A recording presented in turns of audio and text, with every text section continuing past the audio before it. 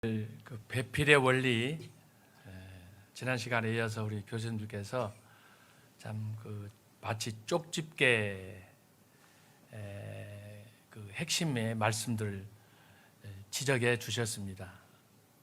손원배 교수님은 배필에 있어서 가장 중요한 게 질서.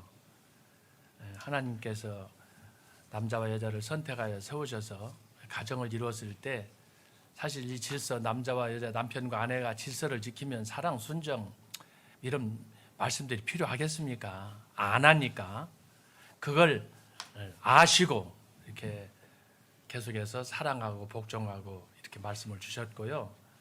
우리 변선배 교수님께서는 참 성경의 여러 사례들을 말씀하신 가운데 실제적으로 책을 출판하는 과정에서 유대인 교수님께 추천사를 원했을 때 주신 에피소드, 참 그렇게 세세한 부분까지 남편과 아내가 대화를 할 수 있을까, 그런 실제적인 사례를 말씀해 주셨습니다. 그러시면서 왜 우리가 돕는 배필이라고 하느냐, 결국 남자와 여자는 반반이다, 서로 채우는 데서 완전한 배필로 하나님 형상을 이루는 것이다, 이렇게 말씀을 하셨습니다. 그리고 우리 김철현 교수님께서 또 이렇게 사도 바울의 또 사도 베드로의 궁극적으로는 예수님의 결혼 제도에 관한 창세기 2장 해석을 중심으로 해서 어떻게 우리가 그것을 이루어야 되느냐 이렇게 말씀하셨는데, 아까 책 소개하신 내용, 남자와 여자가 결혼을 하게 되면 처음에는 사랑을 하지만 살다 보면 각자의 요구가 달라지거든요. 또 사실 결혼할 때도 요구하는 게 따로 있는 것 같고, 그래서 아까 주신 말씀을 듣다 보면서 저는 제 자신을 한번 제가 잠깐 생각해 봤습니다. 나는 뭘 내 아내에게 요구하고 아내는 나에게 뭘 요구했을까 했더니 우리 김철원 교수님께서 진단하신 내용이 저는 맞는 것 같습니다. 사실 그래요. 우리가 결혼하고 나서 이런저런 모임, 또 교회 모임 많이 가고 그러는데 무심코 우리가 농담이든 진담이든 한마디 건넬 때 참 그걸 통해서 그건 내 의도가 아닌데 받는 상처, 뭐 이런 것들이 소위 해프닝으로 많이 무수하게 일어나지 않아요. 그런데 참 이 부부라고 하는 것은 전혀 다른 환경에서 또 다른 가치관을 갖고 적어도 20여 년, 30년, 40년 살아오는 과정에서 남녀가 만나서 가정을 이루고 살아가는 건데, 적어도 그리스도 안에 있는 사람들에게는 신앙이라는 공통된 그 분모 때문에 이렇게 맺어져서 살고 그러는 건데, 참 어쨌든 귀하다 그렇게 생각을 합니다. 그래서 오늘 교수님께서 주신 말씀들을 들으면서 참 우리가 다시 한번 결혼을 하신 분들은 하신 대로, 또 아직 안 하신 미혼 우리 멤버들에게는 오늘 주신 말씀들을 다시 한번 잘 상기하면서, 흔히 하는 얘기가 그렇잖아요. 내가 원하는 걸 100 그러면은 완전한 배우자를 찾지 못한다는 거죠. 그래서 그것을 좀 50%도 내놓고 60% 내려놓고, 내려놓을 때 우리 변선배 교수님이 말씀하신 서로를 채워나가는, 이게 성경적인 원리이기 때문에 그렇게 가야 된다, 이렇게 말씀하셨습니다. 저는 오늘 이 말씀을 들으면서 성경이 우리에게 가르치는 배필의 원리가 뭘까, 전체적으로 종합해서 한 3가지로 말씀을 드리겠습니다. 첫 번째는 뭐냐 그러면, 이건 하나님의 당신의 영광을 위한 하나님의 계획이다라고 하는 것입니다. 그렇기 때문에 우리가 가정생활을 해도 부부생활을 해도 너무 나에게, 우리 자신에게 집착하는 것은 좋지 않겠습니다. 이게 성경적인 가르침이에요. 그래서 하나님께서 원하셨던 창세 전에 또 창조 이후에 갖고 계셨던 그 하나님의 비밀, 이 가정을 통한 배필을 통하는 원리가 결국은 뭐냐, 성경이 가르치는 구속사의 포인트다라고 하는 거예요. 그래서 저와 여러분이 가정을 갖고 살든 아직 결혼을 하지 않았든 저와 우리 모든 그리스도 안의 공동체는 하나님의 구속사의 큰 틀 안에서 그것을 봐야 된다라고 하는 것입니다. 성경은 반드시 가능하면 결혼할 수 있도록 했지만, 또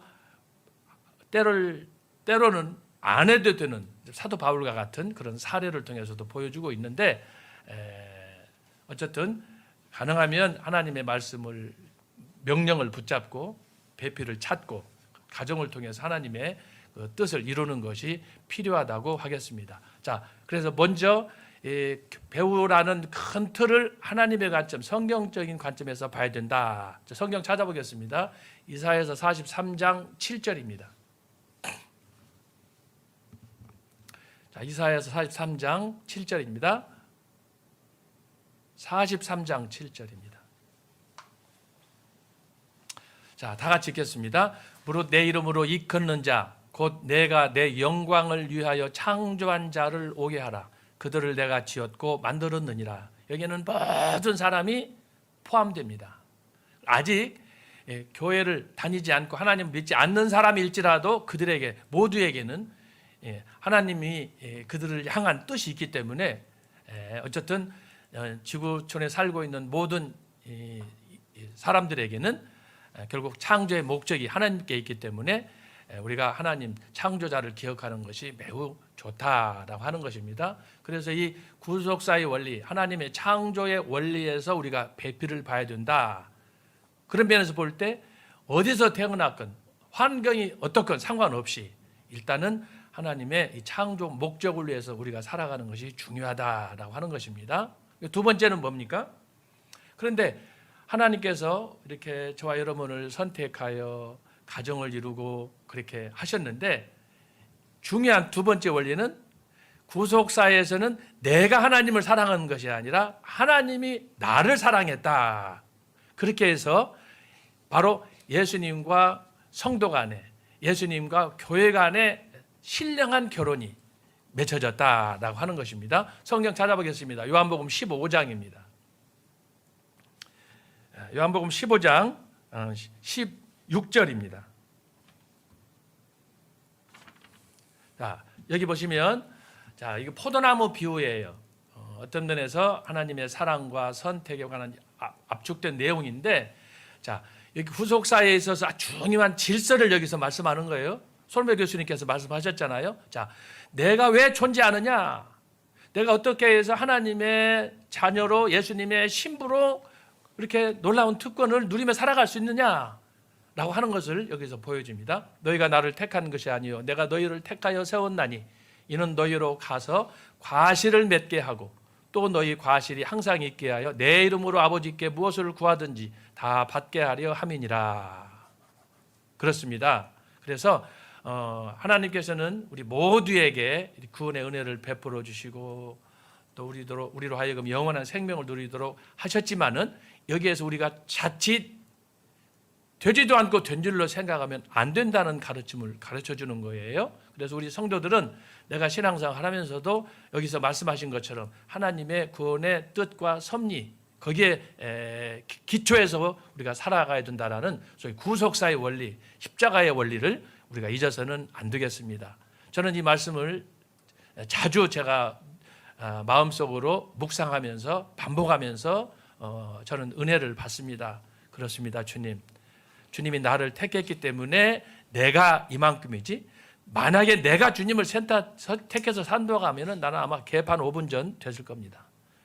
그래서 철저하게 은혜 중심, 구원 중심, 이렇게 하나님의 은혜를 생각하면서 살아가는 것이 필요하다라고 하는 것입니다.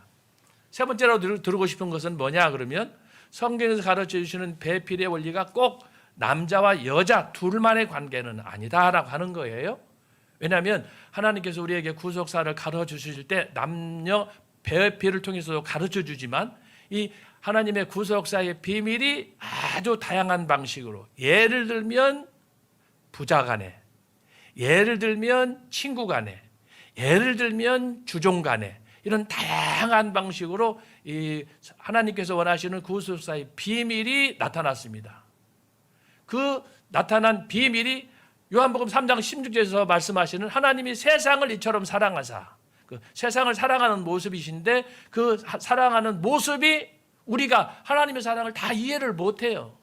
그런데 그 하나님은 당신의 중심을 우리에게 가르쳐주기 위해서 때때로 솔로몬이 술람미를 사랑한 것처럼, 때때로 다윗과 요나단이 사랑한 것처럼, 그렇지만 또 남녀간의 사랑으로 때때로 또 야곱과 라헬, 또 레아, 이런 복잡한 가정관계를 통해서 이렇게 보여주는 것을 우리가 알 수가 있습니다. 그래서 하나님의 사랑이 너무 획일적으로 나에게만 집중하는 이런 그 좁은 틀에서 벗어나서 하나님의 마음은 뭐냐? 온 세상, 당신을 사랑하는 모든 백성들, 그런데 그것을 좀 더 구체적으로 우리가 깨닫고 살아가도록 하기 위해서 주종관계로, 친구로, 부부로, 부자간으로, 때때로는 모자관계로 다양한 방식으로 가르쳐 주는 거예요. 그래서 우리가 오늘 배필에 대해서 하지만 이걸 너무 남자와 여자 아내 이건 관계만 매이면 안 된다라는 거예요. 그러다 보면 이웃사랑을 언제 할 거예요? 그래서 우리가 이걸 통해서 좀 더 거시적인 안목으로, 창세기 2장에 나타난 배필이지만 이 배필을 통해서 하나님이 보여주는 교회 사랑으로 가잖아요. 우리가 지금 야고보 아까 그 에베소서 5장 우리가 말씀을 참고했는데 그건 핵심이 뭐냐? 교회를 사랑하신 예수님, 교회와 예수님과의 관계잖아요. 그래서 이것을 우리가 이 창세기 2장에 나타난 배필을 통해서 가정과 교회라고 아까 교수님들이 말씀하셨는데 이걸 통해서 우주적인 교회로 장차 어떻게 그리스도 안에서 이 교회가 완성될 것인가, 주님께서 재림하셔서 이루실 그때의 그 나라 새 예루살렘에서의 그 혼인잔치, 우리가 그걸 바라보면서 우리가 좀 원대한 꿈을 갖고, 그래서 너무 지엽적인 부부 사랑을 해도 둘만 사랑하면 나중에 가족 간에도 원수가 돼요. 형제 간에도 원수가 되고, 저 주변에서 그런 걸 많이 봤어요. 사랑을 해도 문제가 되더라니까. 근데 그것을 우리가 좀 깰 수 있는 그런 방식이 필요하고, 그래서 하나님이 보여주신 방식으로, 하나님은 자기를 사랑하든 미워하든 모든 민족을 사랑하지 않아요. 지금도 북한 김정은이 저 새끼를 사랑하지 않아요. 그래서 기다리고 계시는 거예요. 죄송합니다. 제가 오늘 아주 과격하게 말씀을 했는데, 그래서 어쨌든 오늘 배필의 원리를 통해서 거시적인 안목으로 하나님의 보시는 소위 성경적인 관점으로, 구속사의 관점으로 아담과 하와의 그런 배필의 원리를 통해서 세상 모든 민족들을 사랑하시는 그런 소위 새 예루살렘을 향한 그런 안목을 갖고, 우리가 중요한 것은 배필의 원리에 있어서는 지난번에도 말씀했지만 비홀리, 성결이 중요한 거예요. 신부로서. 그래서 제가 지난주에 여기 요한계시록 21장 2절을 읽었잖아요. 신부가 신랑을 위해서 예비한 것 같더라. 그거 읽어보고 마치겠습니다. 요한계시록 21장 1절 2절입니다. 자, 또 내가 새 하늘과 새 땅을 보니 처음 하늘과 처음 땅이 없어졌고 바다도 다시 있지 않더라. 또 내가 보매 거룩한 성 새 예루살렘이 하나님께로부터 하늘에서 내려오니 그 예비한 것이 신부가 남편을 위하여 탄장한 것 같더라. 여러분, 우리의 남편 되신 주님인데 신부로서 저와 여러분이 주님을 위해서 무엇을 준비하고 살아갑니까? 한 주간도 우리의 과제인 줄로 믿습니다. 네, 감사합니다. 서유아